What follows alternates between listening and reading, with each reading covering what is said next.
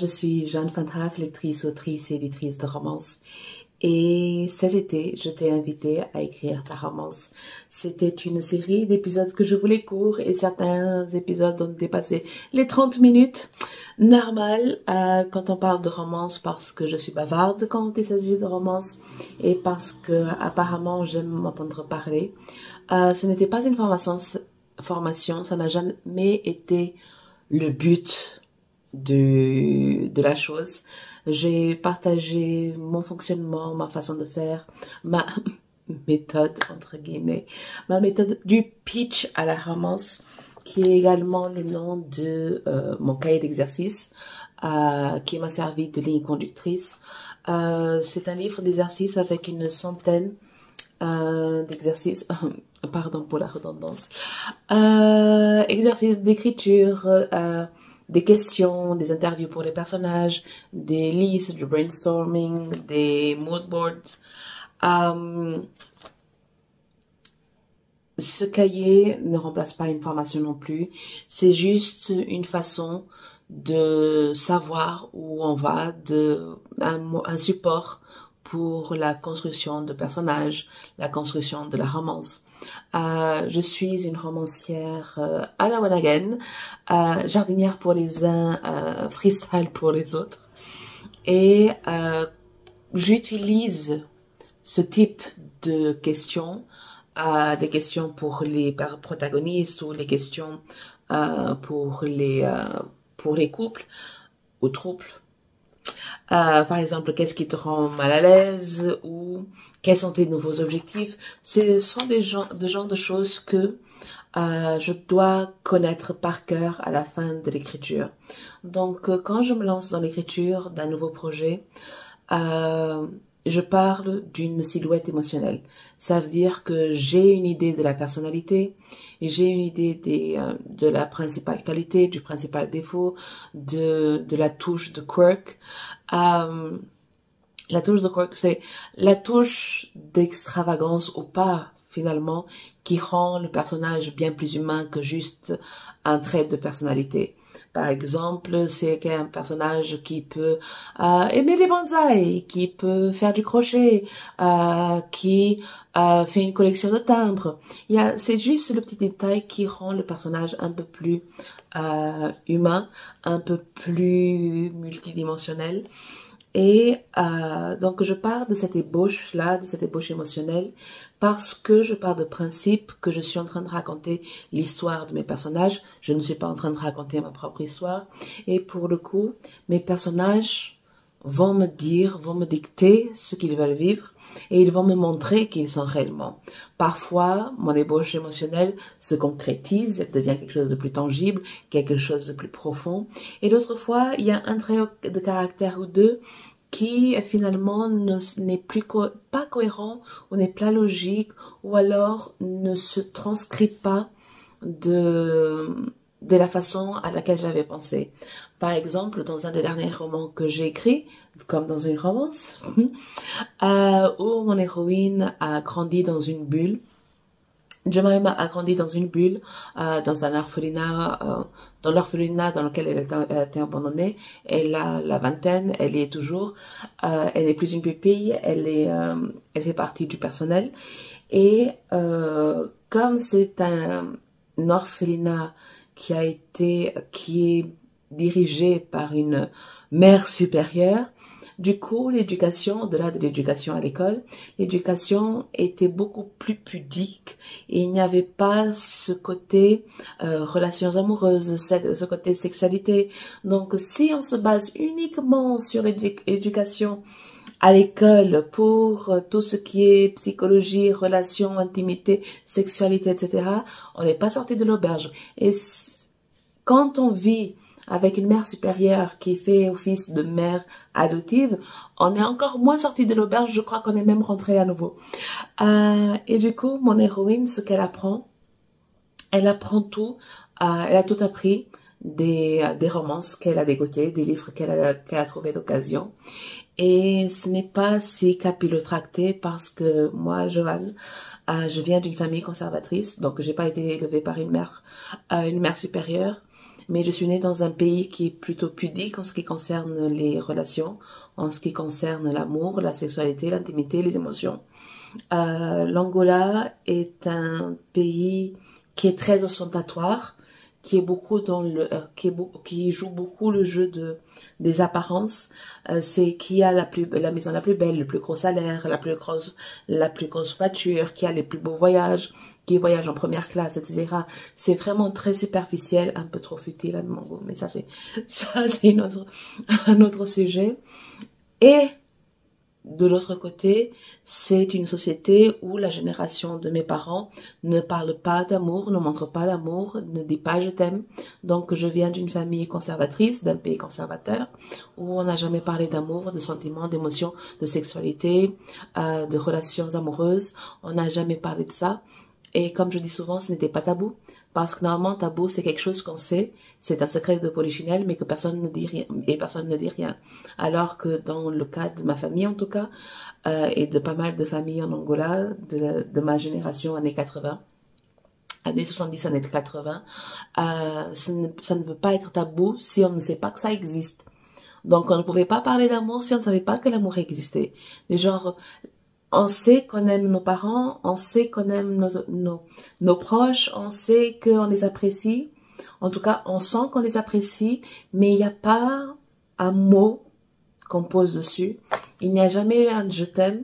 Et pendant longtemps, pendant toute mon enfance quasiment, je regardais les films, surtout les films américains, où les parents lisaient des histoires à leurs enfants, où ils se disaient I love you à tout instant, quand on raccroche le téléphone, quand on se dit au revoir, quand on va se coucher, etc.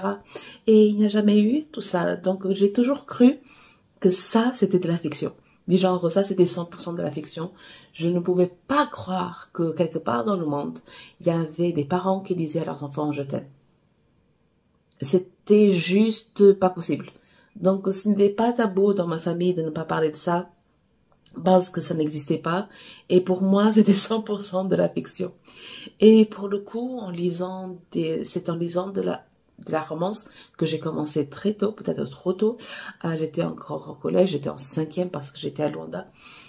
5e ou 4e, oui, entre la 5e et la 3e, parce que j'étais en Angola à cette époque-là, et avant ça, j'étais au Portugal, et c'est pas au Portugal que j'ai découvert les Nudes 2.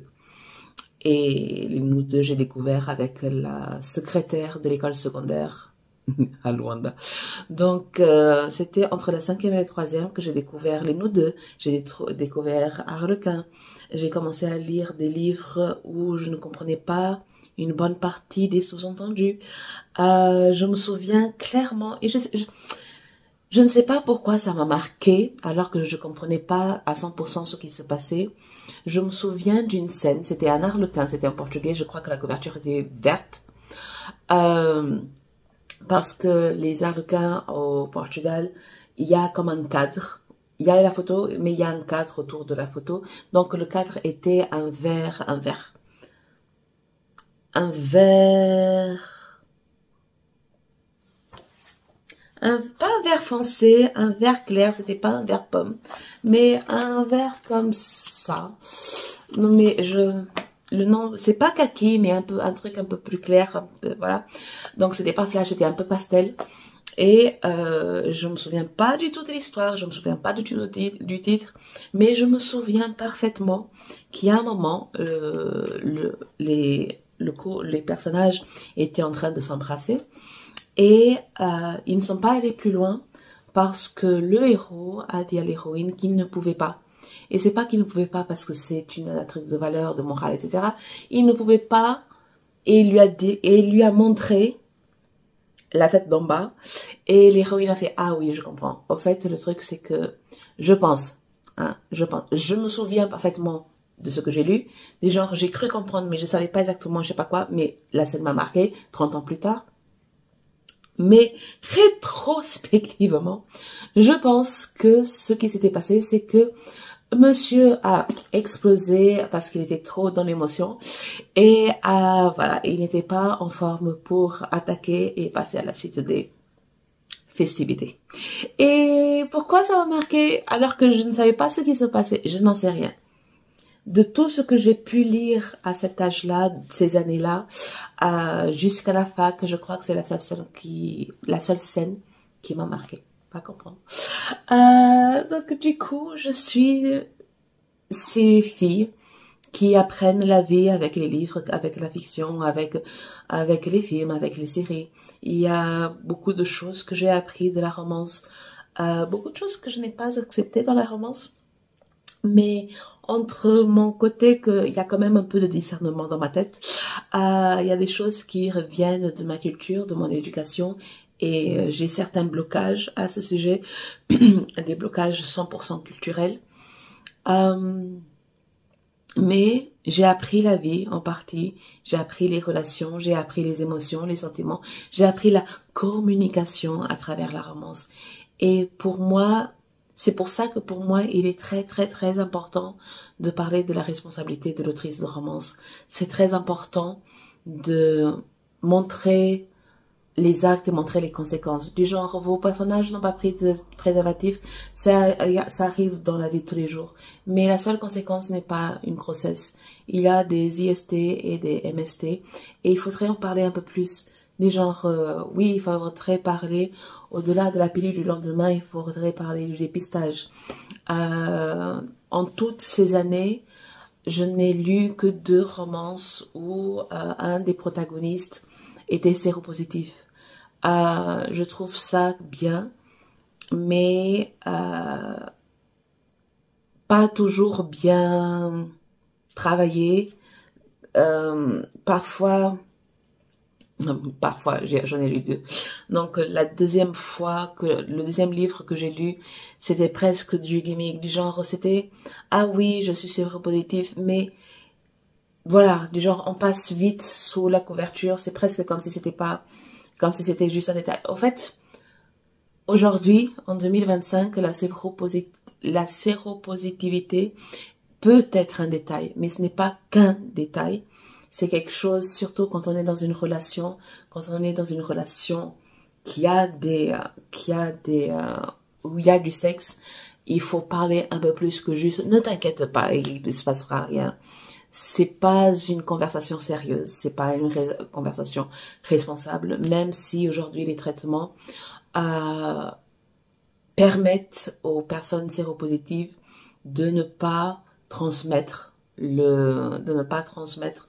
le virus, même sans utiliser le préservatif. Mais ce n'est pas aussi simple et ça ne peut pas juste être balayé sous le tapis, quoi. Du genre, la conversation devrait être autre.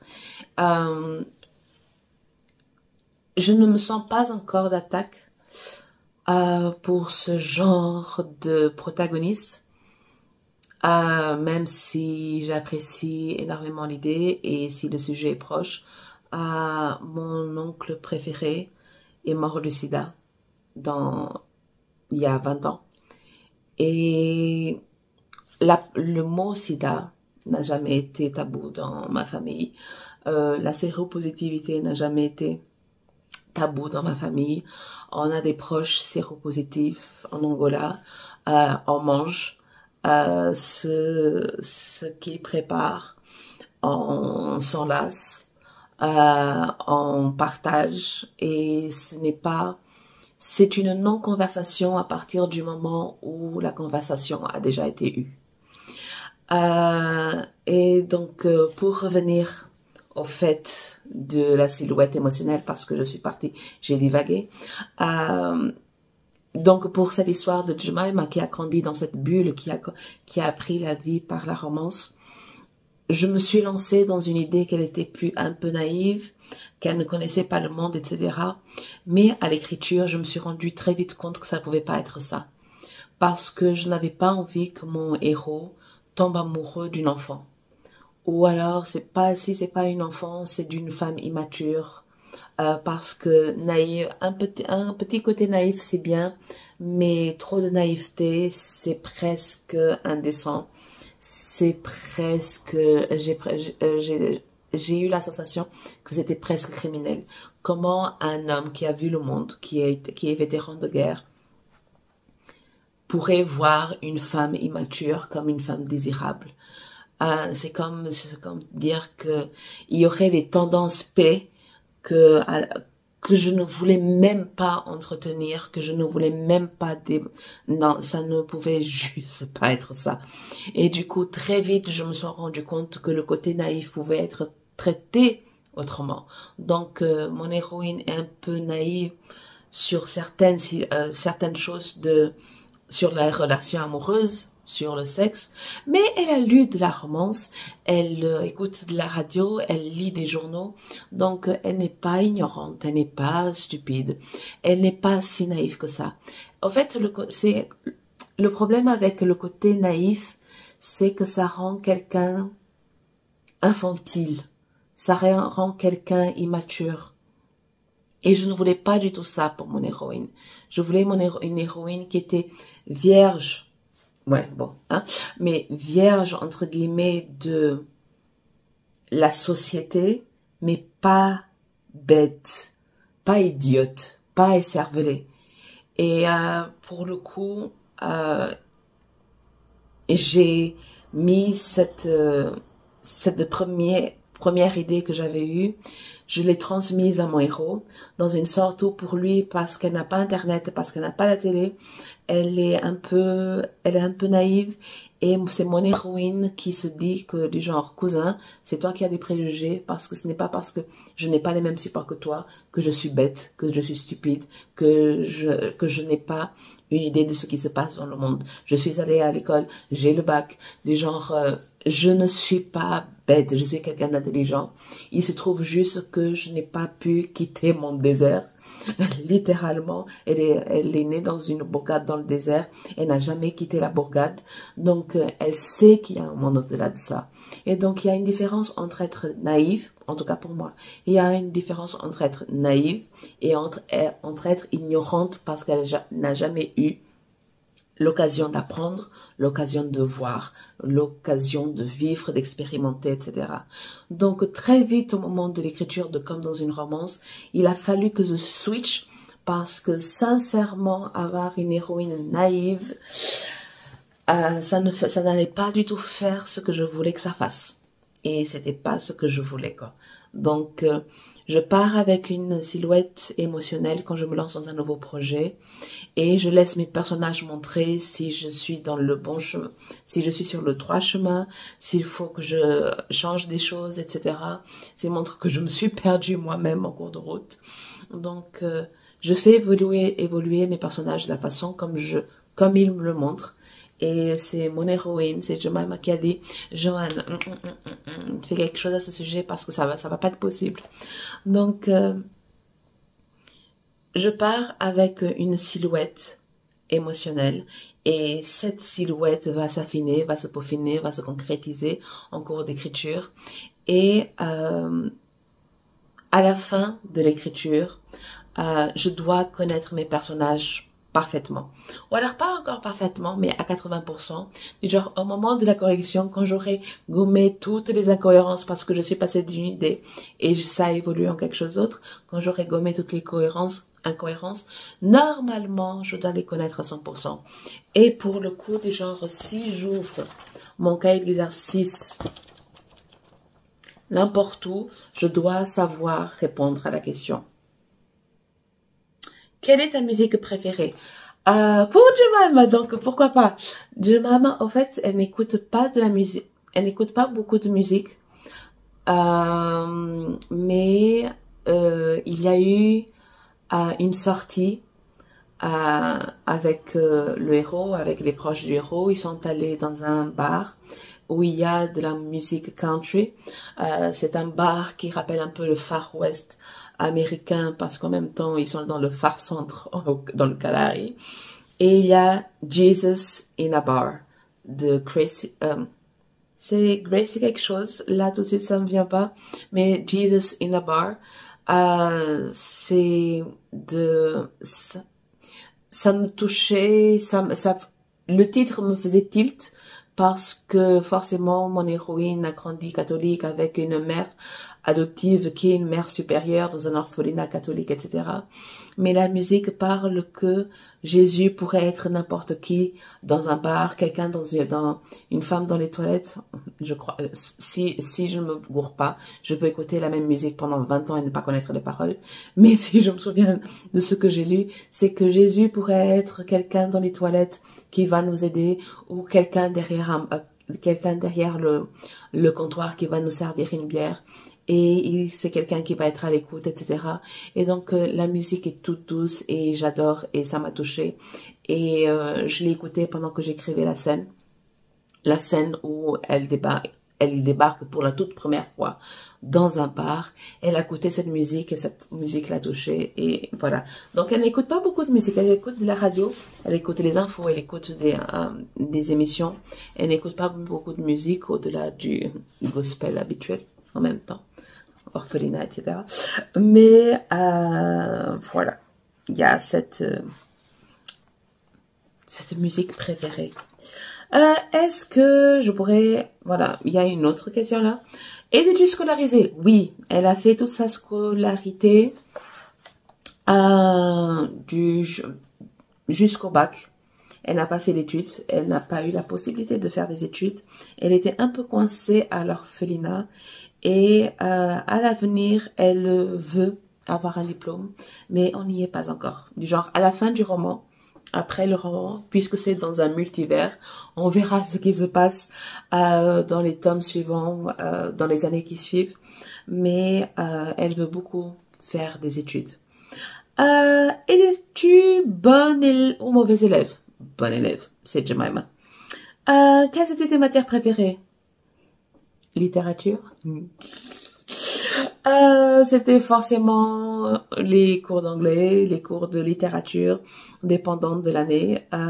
En plus, dans le système austral-africain, je l'ai inventé parce que l'Afrique australe n'existe pas, mais je me suis inspirée de l'éducation en Afrique du Sud. Et en Afrique du Sud, très tôt, les élèves peuvent choisir les matières. Il y avait à l'époque de mes frères, quand on vivait en Afrique du Sud, moi j'étais au lycée français, mais mes frères étaient dans une école sud-africaine et ils pouvaient choisir entre 4 et 6 matières. Il y avait 2 matières qui étaient obligatoires, qui étaient l'anglais et une des 10 autres langues officielles. Donc avant c'était anglais et afrikaans et après c'était devenu anglais et une des langues, donc ça aurait pu être du Zoulou, du Xhosa, du Ndebele, whatever. Et je me souviens pas du tout de ce que mes frères ont choisi, mais voilà, c'était les 2 seules matières qui étaient obligatoires à l'époque. Et pour le coup, mais par exemple dans Promesse du bout du monde, on rencontre Abby. Abby, ses matières étaient écriture créative, étaient littérature, etc. Dans Renaissance, on rencontre Lucky. Lucky, elle, c'était les maths, c'était de la physique, elle est devenue ingénieure. Abby est devenue productrice de reportages. Donc, le fait qu'elles peuvent choisir très tôt, même collégiennes, très tôt leur matière, ça veut dire que d'un côté c'est un risque parce qu'il y a des choses qu'elles ne connaissent pas, qu'elles ne vont pas apprendre, mais de l'autre côté il faut qu'elles soient vraiment en face de qui elles sont, parce qu'après elles n'ont pas une base plus générale comme une 3e en France, une 3e sans le brevet professionnel, quoi, du genre quand on arrive dans une 3e générale, ben on a tout, du genre on a tout appris, on n'a pas tout appris, on a appris un peu de tout, donc ce n'est que au lycée qu'à 16-17 ans qu'on commence à se demander qu'est-ce qu'on va faire, parce que quelle est la filière qu'on va choisir. En Afrique du Sud, c'est pas ça. Du coup, les matières que Jemima aurait choisi, c'est littérature, lettres, pas écriture créative parce qu'elle n'a pas envie d'écrire. En tout cas, jusqu'à présent, je l'ai pas vue. Donc, ce n'est pas ce qu'elle voulait, mais ça et l'histoire, sûrement, probablement. Une dernière pour la route. Ah ben, responsabilité d'autrice, non, c'est pas ça. Qu'est-ce qui te rend mal à l'aise? le fait de ne pas toujours savoir, c'est Jemima qui répond, hein. Le fait de ne pas toujours savoir comment réagir, parce que elle a grandi dans un orphelinat avec une mère supérieure et depuis ça fait 6 ans maintenant qu'elle est adulte majeure et qu'elle est toujours à l'orphelinat et qu'elle est toujours entourée d'enfants. Donc elle ne sait pas toujours comment elle doit gérer les relations, les émotions avec les adultes. Elle ne connaît pas, en fait, du genre, elle ne connaît pas les règles en société parce que c'est quelque chose qu'on apprend, que ce soit de façon consciente ou inconsciente. Il y a certaines choses qu'on ne comprend pas, des second degrés ou des références, etc. Et c'est quelque chose qui peut arriver même en connaissant le monde parfois. Par exemple, moi, je n'ai pas grandi en France. Et donc, il y a beaucoup de références qui ne passent totalement par-dessus la tête. Du genre, je connais le sens de la référence, mais je ne sais pas d'où ça vient. Mais il y en a d'autres que je ne connais pas du tout et je regarde et je comprends le truc au premier degré. Alors que non. Et ça n'arrive pas qu'en français, en fait. Parce que je suis angolaise, mais je n'ai pas toujours vécu en Angola et je n'ai pas toujours côtoyé l'argot angolais. Et par exemple, je me souviens d'une amie, on était à Montpellier, il y avait un rassemblement d'Angolais et j'étais chez cette amie à Montpellier et elle était en train de dire qu'avec son copain, ils ont cassé des assiettes. Et moi, comme une conne, j'ai regardé le sol de mon ami. C'était de la moquette. Et je me suis dit, casser des assiettes sur de la moquette. Tellement premier degré. Au fait, casser des assiettes, c'est du sexe, les gens. J'étais pas au courant. Donc, il y a énormément de choses qu'on ne sait pas, parce qu'on n'a pas appris, parce qu'on n'est pas au courant. Donc, on le prend au premier degré, et c'est pas ça. Et voilà, c'est pas, et en plus temps, je me trouve pas forcément naïve, hein, mais je ne connais pas. Quand on ne connaît pas les références, ben, on fait des gourdes, donc on prend les trucs au premier degré, on ne comprend pas le sous-entendu, etc. Donc, ça peut être quelque chose de très gênant.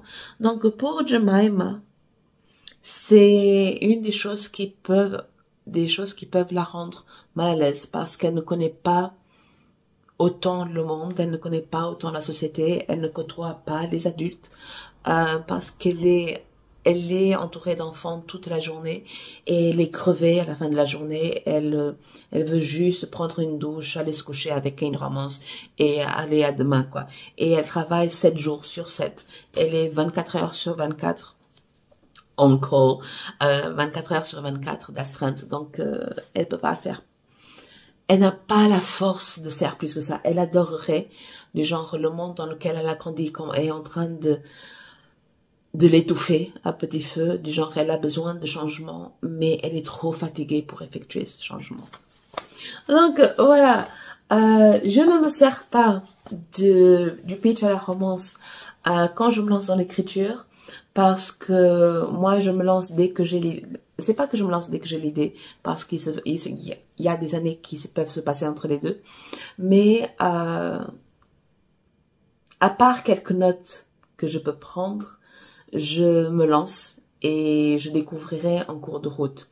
Parce que je ne suis pas du tout d'accord dans l'idée qu'il faut se lancer obligatoirement, hein, ça dépend des personnes, mais ça ne devrait pas être obligatoire de se lancer dans une écriture avec un plan béton et une fiche de personnage béton. Non, on doit avoir une idée, une personnalité pour savoir dans quoi on se lance, mais pour le reste, tout se matérialise pendant l'écriture.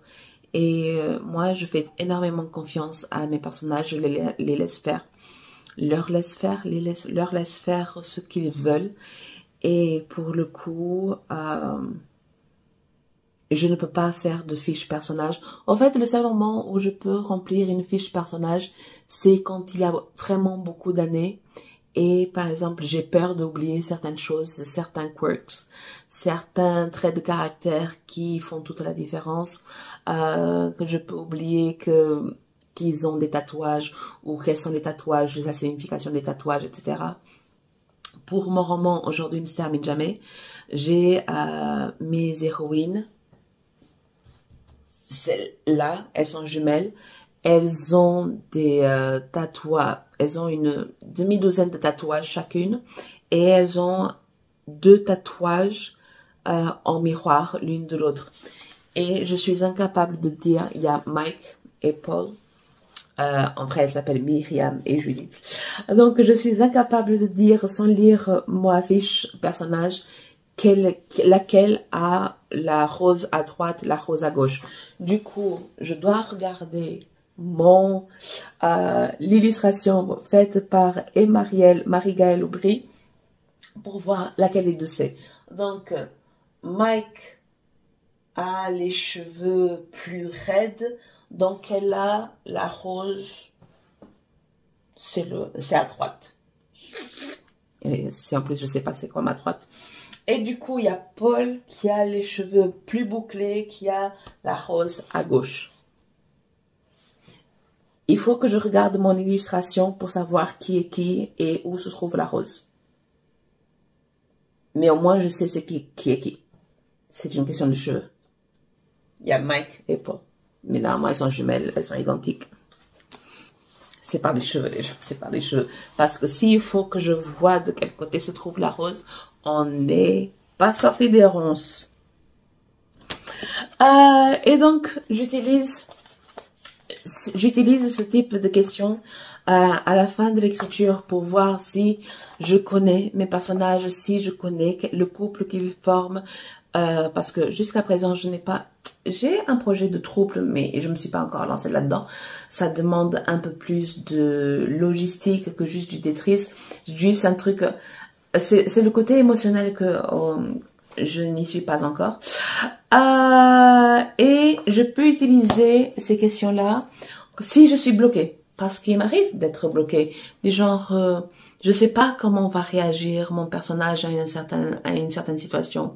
Je ne sais pas comment il va faire. Je ne sais pas comment avancer. Je n'ai pas d'idée de la scène suivante, vu que je pars freestyle. Donc, j'ouvre. Alors, laissons voir. Je cherche un exercice d'écriture.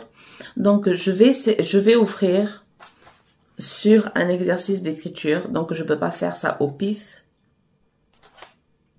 Par exemple, il y a raconter la première fois que vous vous êtes vu. Parce que normalement, tout mes exercices, je pose la question au personnage et pas à la personne qui est en train d'écrire. Parce que, voilà. Parce que ça permet, en plus, d'entendre pour la première fois ou la deuxième, pour entendre vraiment la voix des personnages. Est-ce qu'ils sont drôles? Est-ce qu'ils sont sarcastiques? Est-ce qu'ils sont très sérieux, très premier degré, etc. Donc, si je propose dans l'exercice, développe la connexion émotionnelle. Donc, racontez la première fois que vous êtes vus. Donc, c'est une question pour le couple, le trouble ou les polis. Et donc, je peux essayer d'imaginer, de visualiser la scène. Je ne vais pas forcément écrire parce que je n'écris que des notes quand j'en ai. Mais normalement, j'emmagasine. Almacenar, je stocke mes scènes en tête et je ne garde que celles dont je m'en souviens. Du genre, si je m'en souviens plus, je l'ai plus gardé. Voilà. Et donc, je fais cet exercice pendant l'écriture. Si je suis bloquée, si j'ai besoin d'un coup de pause pour avancer, je fais l'exercice à la fin pour voir si je connais mes personnages, si je connais le couple qu'ils forment. Et normalement, je dois gérer cette affaire. Racontez la première fois que vous vous êtes vus. Pour Jemima, eh bien, Jemima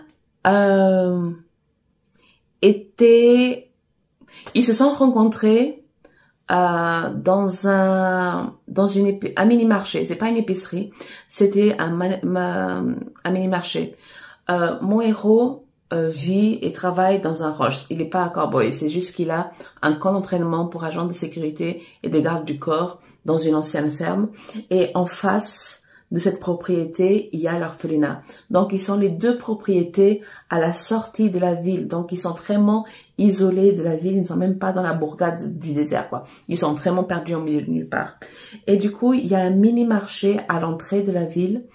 Parce que mon héroïne doit aller chercher les enfants à l'école et mon héros était de passage, donc il a décidé d'aller marcher.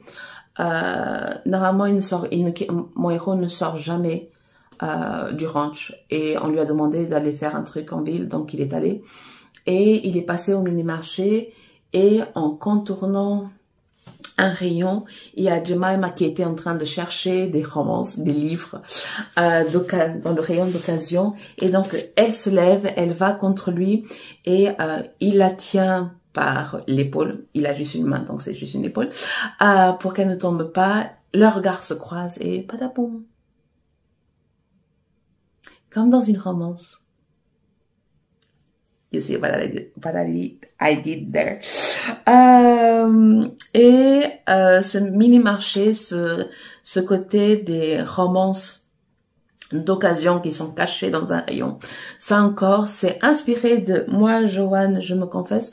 Quand je suis arrivée à Montpellier pour faire mes études, on a vécu, ma sœur et moi, dans le quartier du Boutonnet, dans les citadines. Je crois que les citadines sont devenues, on a vécu un an dans les citadines et les citadines sont devenues les studentines entre temps parce que c'était un genre d'appart-hôtel mais il y avait énormément d'étudiants donc ça fait sens qu'il y ait eu un recalibrage, un remarquetage en cours de route et il y avait une épicerie. J'y allais très rarement parce que ma grande sœur qui avait déjà vécu en France avant moi, elle était en internat en région parisienne, etc. Et moi, la première semaine, j'étais toute seule à Montpellier. Mes sœurs n'étaient pas là, donc le truc où je faisais mes courses parce que c'était le plus près de là où j'étais, ben c'était une épicerie et je ne savais pas que les épiceries c'était pas un mini-marché, c'était pas un supermarché, donc les prix pouvaient exploser et donc 10 jours plus tard quand mes sœurs, ma grande sœur et ma sœur sont arrivées, ma grande sœur a fait mais qu'est-ce que tu fais à faire tes courses dans une épicerie? Moi, pourquoi, qu'est-ce que j'ai fait? Donc j'ai appris à la dure qu'on ne fait pas ses courses à l'épicerie. Mais dans cette épicerie à Boutonnet, il y avait une caisse. Vous voyez comme un truc là où on met les bouteilles. Il y avait une caisse avec des livres d'occasion, des arlequins, etc. Et j'en ai acheté tout plein. Et donc l'inspiration est venue de là. Donc, comme dans une romance, est une romance qui est un hommage à l'amour, un hommage aux romances et à comment la romance a défini, m'a éduquée et a défini mon développement émotionnel, en fait. Donc, ce roman est très important pour moi et tout ce qui tourne autour de la romance, la responsabilité des autrices de romance est tout aussi important pour moi. Donc, c'est la fin de cette série. C'était écrite à romance et j'espère que ça vous a plu. Si jamais du pitch à la romance est disponible sur Amazon. Bye, je suis Jeanne Van Haaf.